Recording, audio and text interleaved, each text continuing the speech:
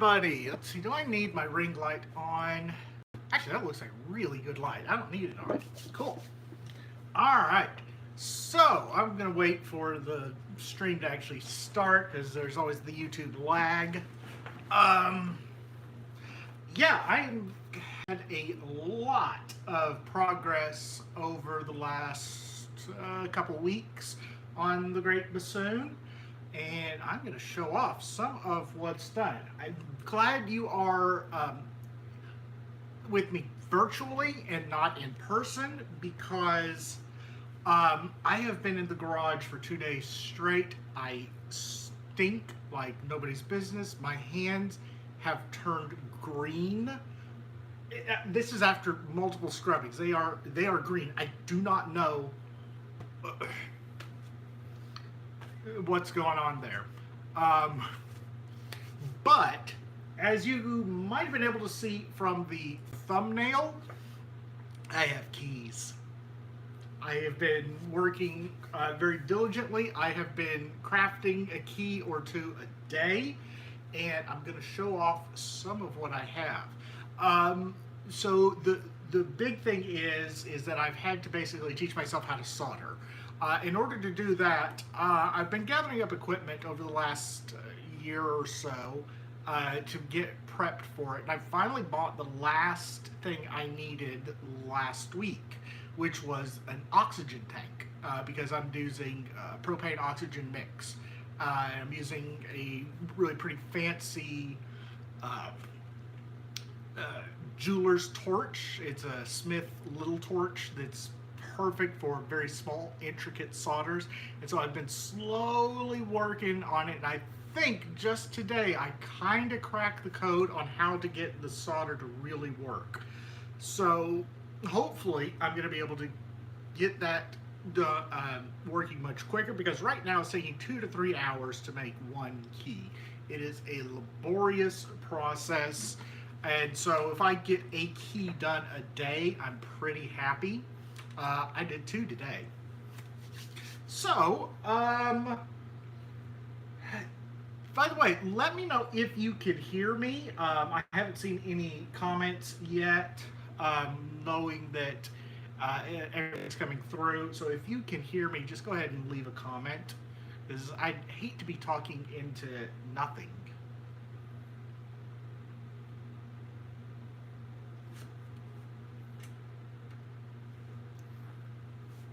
And okay, all right, we have a comment. It's a fishy comment, but it's a comment. Okay, so let's talk Greatbassoon. So obviously you're not going to be able to see anything from that point of view. So what I'm going to do is I'm going to take off the bell and the bass joint, because the bell has some keys on it, but none of these are permanent. In fact, the big long keys are going to change out to smaller gauge metal. The bass joint, I have decided, is going to be completely rebuilt. And more on that in a little bit. But let's talk wing joint.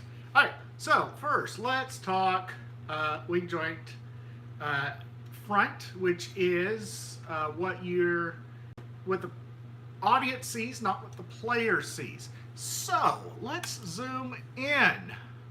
And what I've got is open first finger, open second finger. This is third finger down here, and this is E flat key. So just like on contrabassoon, third finger E flat.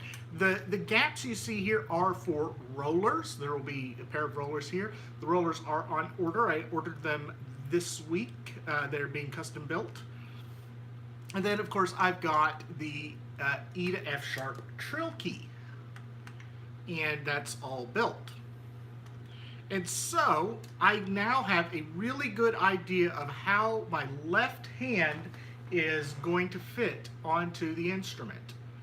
Now, if I turn it over to the back, if you saw something fall out, I've got some pieces of clay in there to kind of put the keys in their playing position. Now, these are what I've done in the last 2 days. The first 3 of 4 thumb keys on the wing joint. I've got C sharp here. I've got the second octave key and the third octave key. First octave key will be right here, and I've got to get that built. I basically ran out of energy today after doing these two. While they, keys like this look pretty simple, it's multiple cuts with a jeweler's saw. I'm doing everything by hand, filing. This is something I kind of, wish I had like a CNC machine to cut it out, but I am doing this really the old-fashioned way and doing it complicated as possible. So yes, I have some people here saying hello to all of you. So with all the keys now in place, except for the first octave key, which is obviously going to go right here, and I can really get a good idea of where that is going to be, because I don't necessarily need it. I have a good idea now of the full ergonomics. So I'm going to put the base joint back on. And what I'll do is I'm going to get this piece of clay that fell off. So I need that here. That just supports the E flat key before. So there are no springs on here, so none of the keys are under tension. But you can see now, 1, 2, 3. And the hand spread is really, really super comfortable here. Surprisingly more comfortable than I thought it was going to be. Actually, especially if I have it up here. So yeah, a little bit higher playing position, and the instrument feels pretty good. A little further down, it's a little more of a stretch, but up here it's good. So might have to angle the vocal down a little bit. So I've got 1, 2, 3, and then I come back here to the thumb. The thumb hits pretty well here. 1, 2, 3. And so for my hands, this is going to be fairly comfortable. The one thing I have begun to really think about is this low A rod right here. And it's just sticking up too high. And so I've got a complicated solution to that to lower this to a normal height. You can see here that this post sticks up way far off of the instrument, and it just needs to come back down. And basically what I'm going to do, and again, super complicated, bridge up over, bridge up over, bridge up over. And so instead of one long solid rod, it'll be 1, 2, 3, 4, 5, 6 separate rods, all with a little step brazed together. A difficult solder job, but doable. That way, though, the left hand won't necessarily be resting right on this super long and flimsy rod, and it will be able to be a little bit closer to the instrument so that somebody with smaller hands can play this a little more comfortably. I said that I am going to do a little bit of redesign on the bass joint. That's one of the redesigns. The other is these two posts right here are just too close. I cannot fit the metal for the key in here and have the key move. So that's going to have to get redone. So it means I have to reprint the entire bass joint, all 3 parts, and start over. I don't know how many bass joints I have at this point, but it's a lot. But the wing joint is coming along really nicely. The only thing I've really got left is the first octave key right here. And I've got the key arm for I've got basically all the pad cup arms except for the upper vent. By the way, I will show you here a little bit of the action of the upper octave key. How cool is that with those little mini ball rockers in there? Real easy, short motion. And it works super well. I am really pleased with it. I don't know if I talked about this in the last video, but I'm going to show it again. Anytime I have an angular momentum change, that is basically where keys are going to meet at a 90-degree point. So one arm lifts another and they're meeting at 90 degrees. I have built in rollers, and you can see right here on the C sharp key, hopefully we can get that in focus a little bit. This is a ball bearing, and it's held in place with an M2 screw, and there's a couple of nylon washers in there. But when the key is, so the key depresses, it goes up, it'll hit the arm over here and just roll completely frictionless. Should make for quite a nice feeling key. Obviously super loud now. There's no corks or felt on here. And one other thing that I am experimenting with is, and you may not be able to see this, in this rod right here, I am putting between the post and the metal itself, there's a nylon washer, and that'll just make things a little quieter, a little smoother. So it's not metal on metal, it's metal on nylon, so it should be a little bit quieter. Obviously this is loud right now, no quietening stuff. And then the other thing is, of course, this all comes apart here. So you can see you get the here. This is a more complicated joint to put together, and I just put it together wrong. I've got to actually practice how to put together my own instrument, just like that. These keys here have to be filed down some. They are not meeting properly. They're binding each other, so I've got to file probably the upper octave key a little bit. The second octave key will be the one that's most used, but yeah. So I've got keys on here. It's starting to look like a real instrument. I will say this joint has become really pretty heavy. The keys have about tripled the weight of the wing joint, because there is a lot of metal on here. But that's expected. I expect there to be a lot more metal on the boot joint, and again, boot joint still needs a full redevelopment on it. But yeah, so I am really happy. I've got everything on here. All your standard bassoon keys.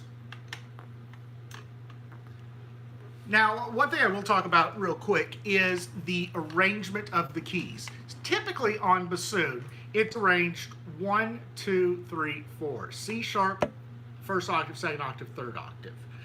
However, you notice that the C sharp now is in front of the octave. So imagine first octave here. Why did I do this? Simply because there are times when you want to be able to play C sharp and an octave key. You can't do this on bassoon. You can't flick C sharp. So by doing this, to go up the octave on C sharp, boom. C sharp plus octave, done.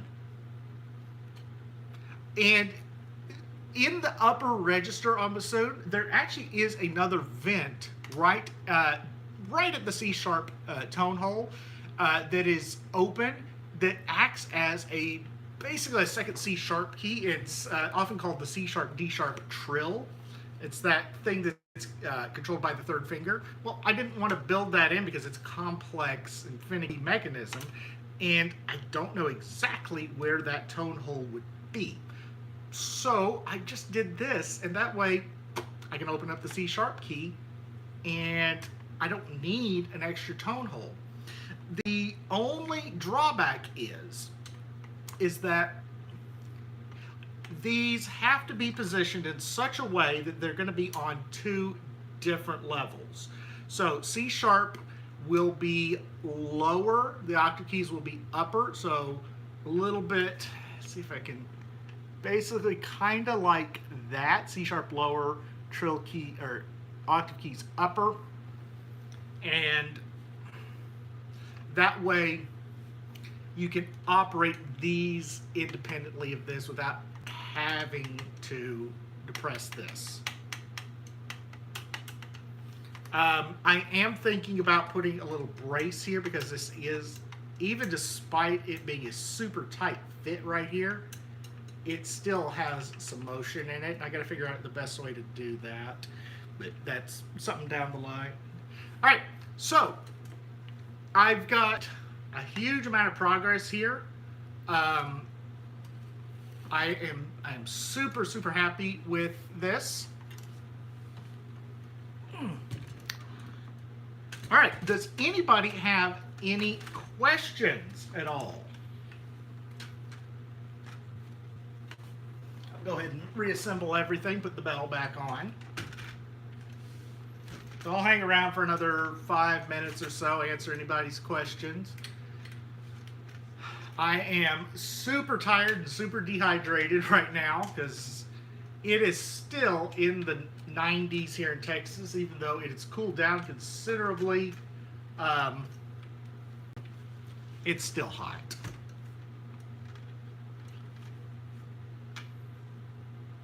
But again, if I don't have any questions, I can go ahead and end early. But I'm super happy with how this is turning out. There's lots of fine little details I'm going to have to do, like a lot of sanding on the keys. Because right now it's just real rough. I mean, if you take a look at some of them, they do look pretty rough in there. But put this back in its stand. But yeah, if nobody else has any questions, I'll go ahead and end. And thank you guys so much for watching. Like I said, I am super excited about the progress I've been making this past week. Hopefully, I will be able to get a few more keys done. I won't be able to do a lot until I get a new bass joint on that.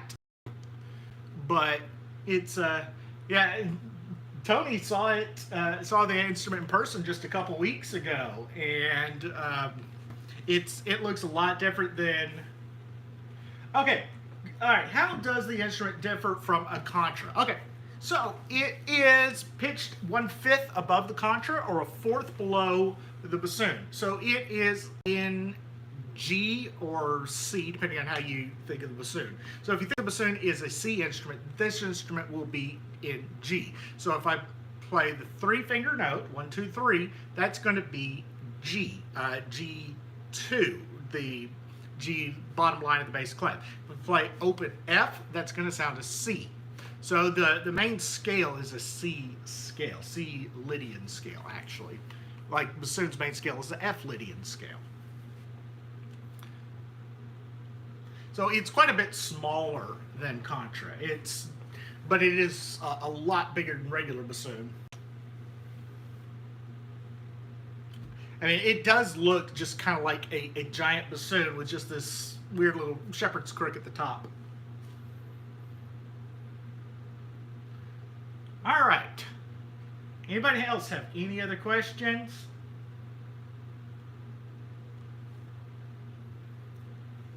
If not, I'm going to see what I could do to get this green off of my hands because it's getting annoying.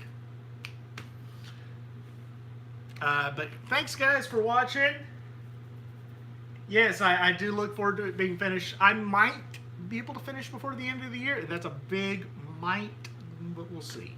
I got more parts on order, so I'll be adding more soon. So, all right guys, thanks so much for watching.